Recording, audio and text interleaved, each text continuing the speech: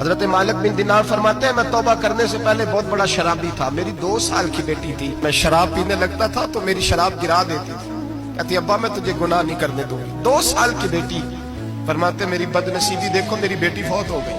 ایک رات میں خواب دیکھتا ہوں کہ دوزخ جنت کے فیصلے ہو رہے ہیں، قیامت قائم ہو گئی ہے، میرے لیے دوزخ کا حکم آ گیا، میرے پیچھے ایک بڑا سا اژدہا، بڑا سا سانپ بھاگنے لگا۔ فرماتے ہیں میں دوڑتا جا رہا ہوں، ایک بزرگ نظر آئے، میں نے کہا مجھے بچانا، کہنے لگے بیٹا میں کمزور ہوں، میں نہیں بچا سکتا۔ کہتے ہیں مجھ میرا اشارہ کیا، کہنے لگے پہاڑ کی طرف جا شاید تو بچ جائے۔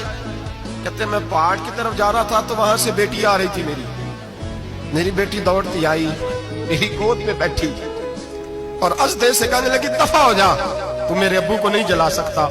کہتے ہیں وہ 2 سال کی بیٹی کی آواز سن کے وہ ازدہ بھاگ گیا، میری گود میں بیٹھ خواب دیکھنا، میری داڑھی سے کھیلنے لگی، کہنے لگی ابا میں تجھے منع کرتی ہوں نا شراب نہ پیا کر، شراب۔ تو میں نے کہا بیٹے یہ کیا ہے سارا کچھ؟ کہا ابا جی یہ تیرے برے عمل ہے جو ازدہا بن۔ تو بزرگ کون تھے؟